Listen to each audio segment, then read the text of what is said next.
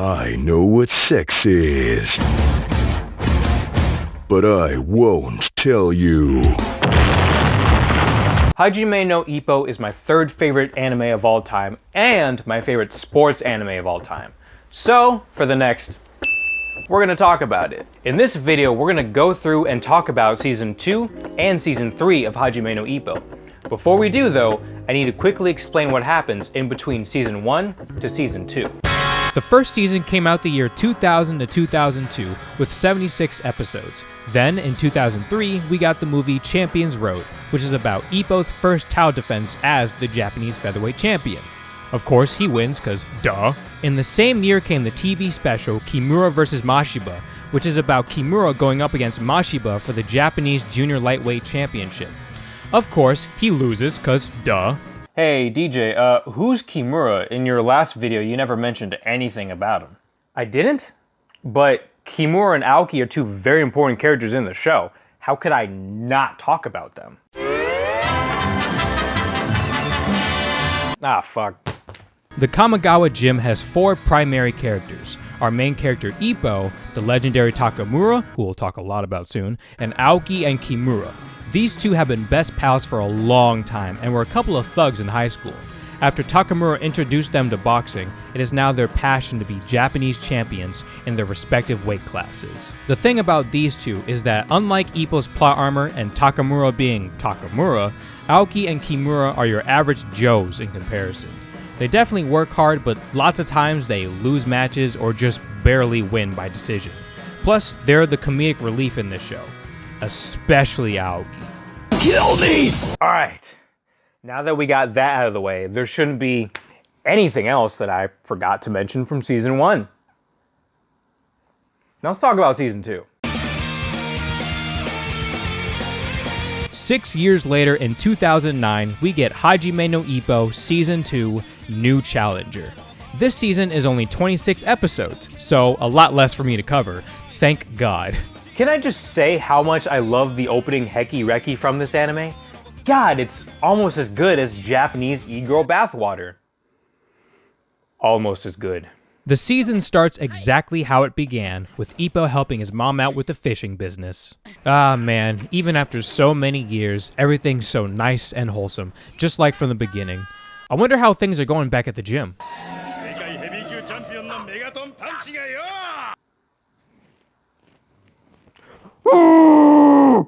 Anyways, the focus of these first few episodes is about...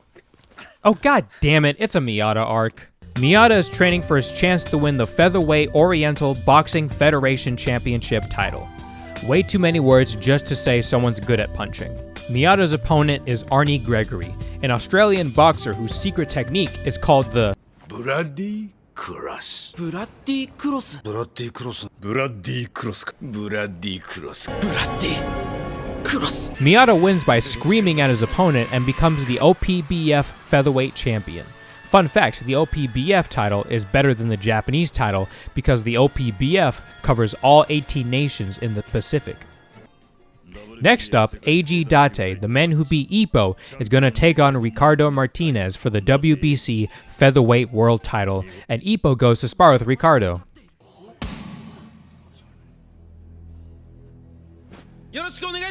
Hold up.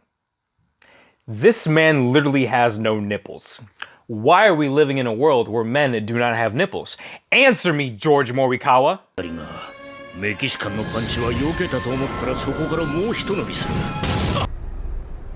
What? We can't air this! Do you know the kind of shitstorm we could get into from Twitter in the next 9 years? But sir, did you forget what we said in Season 1? What did we say in Season 1? Fuck it! I quit. Anyways, Ricardo plays whack-a-mole with Ippo and beats him. As the day gets closer for Date's title fight, he promises his wife that he'll make up for his loss to Ricardo from 7 years ago. Yeah, it's not going too well. As the fight comes to a close, Date reminisces about how he met his wife and talks about how the reason he boxes is to look badass in front of his wife. Now that is manly as shit. Date is just here to kick ass and impress his wife because he loves her so much. Men like Date. Unfortunately, Date loses and is sent to the hospital. Ippo goes to visit and Date passes the baton, placing all his boxing dreams on Ippo once he retires. Later, when everyone's back training in the gym, they get a new member named Itagaki. But Itagaki isn't really relevant until after season 3 in the manga, so in this video, he can go fuck himself. Next up is Ippo's second title defense against a man named Hammer Now, and it's revealed that he's actually their old boxing friend, Barf Michi. Who? Ah, damn it. Back in season 1, Barf Michi was a shy, weak kid who joined the Kamigawa gym because he looked up to Ippo. Also, he barfed a lot, hence the name. After a while, he had to leave because his family was moving. So, the boys did what boys do and beat the shit out of him to say their goodbyes. Barf Michi wants to fight Ippo to thank him for everything and show how much he's learned in 2 years. Ippo's hesitant to fight Barf Michi because he doesn't want to hurt a dear friend. Luckily, he gets over it and kicks his ass. Next up, the gang goes to the beach to train and relax. In anime, beach episodes are usually very chill, so I'm sure the Kamigawa gang will have a nice time.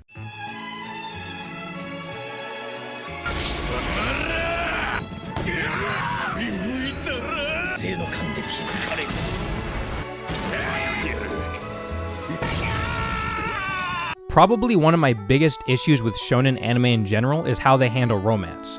In a lot of action-adventure animes, there's usually a one-sided romance where it's clear person A likes person B, but person B is insanely oblivious to person A's feelings until like the end of the show. I understand it's not the focus, but it's annoying as hell. It's even worse with Hajime no Ippo, because Ippo and Kumi clearly like each other, but even after knowing one another for like 5 years at this point, they still haven't confessed, and spoiler alert, 700 chapters later, they still don't.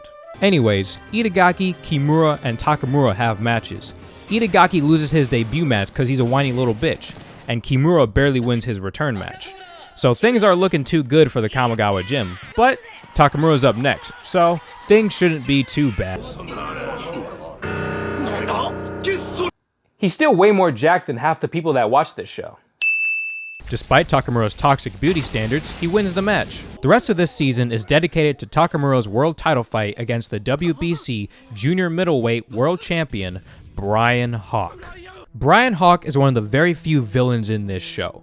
The best way to describe Hawk is that he's either fucking or he's fighting. The true American way. He's a very violent but naturally gifted boxer who hardly ever trains and just spends his time with women, which pisses Takamura off. Also, his voice actor, Otsuka Akio, is amazing. This guy is known for voicing all the big villains in anime, like Yujiro from Baki, Blackbeard from One Piece, or All for One from My Hero. The fight is 1 month away and Takamura is struggling with his weight control, similar to Miyata but on a much larger scale. Takamura is naturally a heavyweight, but because of the lack of professional heavyweight boxers in Japan, he has to lose at most 46 pounds just to compete in a match, while Miyata only needs to lose 9 pounds at most. Here's the thing about Takamura. He may be a complete asshole outside the ring, but when it comes to boxing, everyone in Japan looks up to him. Because of Takamura, Ippo, Aoki, and Kimura got into the sport and constantly learn and grow from him. Kamigawa considers him to be the son he never had. To a lot of people, Takamura is their hero, especially for this fight. Despite his attitude, he backs it up with his insane hard work and talent as a boxer. Right before Takamura's title fight, Ippo has his third title defense. This one's probably gonna be a while. I mean, his last one took 4 episodes.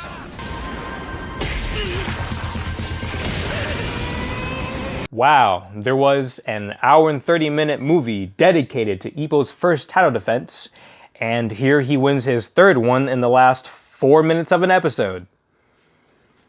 Shit. Finally, it's time for Takamura versus Hawk. I don't think I can really give this fight the justice it deserves. Takamura versus Hawk is probably the best animated sports match ever made, primarily because of the previous build-up that led to them duking it out. Even the fight itself is super intense, bloody, action-packed, and emotional for 4 episodes of just back and forth Takamura and Hawk at each other's throats. This fight feels like a movie at times. As the match comes to a close on the 8th round, Takamura is pummeling Hawk, and it looks like he's gonna win, but Hawk dodges the final blow and prepares for a counterattack. Everything looks grim for Takamura until...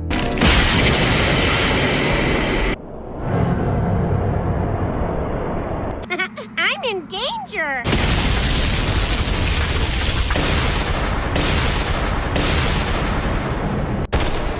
Oh shit! And after a long, hard-felt fight, Takamura is crowned the WBC Junior Middleweight Champion of the world, then fades to white. Literally gives me chills every time I watch the ending to this fight. And of course, to celebrate, Takamura buys a statue of himself. God, I love him. Afterwards, Ippo goes with Itagaki to visit his family and meet his younger sister, Nanako. And underaged. Once Ippo runs from the cops, Miyata confronts Ippo about why he's been denying all his requests to fight him. Ippo has no idea but realizes the coach was the one ignoring the requests. The coach tells Ippo that he isn't ready to face Miyata, and so the anime ends with Ippo training as a new challenger to modern boxing. And that's the end of season 2. I think me and a lot of other people primarily enjoy this season because of the Takamura versus Hawk fight. Like, that fight, in my opinion, is probably one of the best fights in the entire show. But season 3 also has a lot of really good fights too. And speaking of season 3, it's time for us to talk about Hajime no Ippo season 3 Rising. Hajime no Ippo Rising came out 4 years later in 2013 with only 25 episodes, one less than season 2. It starts off with a flashback of Ippo as a kid when his dad was alive. One day a terrible storm hit and Ippo's dad died saving all the other passengers, and so Ippo swears he will grow up to be strong like his dad. Back in the present of 1995, Ippo's fourth title defense against Shimabukuro is next, and Shimabukuro claims that he'll defeat the Dempsey role. They fight and Ippo wins. The end. Whoa, that was extremely fast. I feel like we missed a lot of stuff that happened. And you did! Originally, the Shimabukuro fight had a lot of setup and technically starts near the end of season 2, with learning about Shimabukuro and a strategy for beating Ippo, Ippo training relentlessly, Ippo at the pool with Kumi, and Ippo meeting Shimabukuro before the match. A lot of stuff was cut out, and realistically, this should be 3.5 episodes dedicated to this. After the fight, Ippo's recuperating at home, and his hoes visit him and fight for best girl. But it's okay, because Ippo's mom comes to set the record straight that she is best girl of Hajime no Ippo, and you can't convince me otherwise. Next up is the man of the hour Aoki, and he's got a title fight coming up against Imai, and Imai is very embarrassed to fight Aoki because, well, it's Aoki. During the match, it's not going too well for Aoki, but then he unveils his ultimate technique, the look away. A move so powerful even Takamura, the strongest character in the show, couldn't fully master such a universe-shattering technique. The fight then dissolves into every Aoki fight of both opponents just slapping each other until the bell rings. It ends with a draw, meaning that Aoki didn't win the belt. Like I said, Aoki and Kimura are much more realistic compared to Ippo and Takamura. They definitely work hard, but that doesn't mean they'll succeed all the time. Later, Ippo goes to visit my baby boy Sendo after his return match, and we meet the second villain in this anime, Ippo's opponent for his 5th title defense, Sawamura Ryohei. Just like Hawk, Sawamura is a very violent man, but instead of being loud and horny like Hawk, Sawamura is creepy and hungry for blood. He goes around beating street thugs when he's bored, and sometimes during boxing matches has no issues fouling other boxers. Sawamura was a troubled child. He lived with an abusive stepdad, and one day Sawamura had enough and stabbed his stepfather to protect his mom. Eventually, his mother abandoned him because she was scared of Sawamura. Then his old math teacher got him into boxing, hoping it would shape him up to be a better person. But nah. Oh yeah, that's smart. Let's take the guy who has serious mental health issues and teach him how to fight professionally. This is why you're a math teacher, not a fucking career counselor. Sawamura tells Ippo not to use the Dempsey roll because it's dumb, and that gets Ippo so mad, so he trains to improve the Dempsey roll.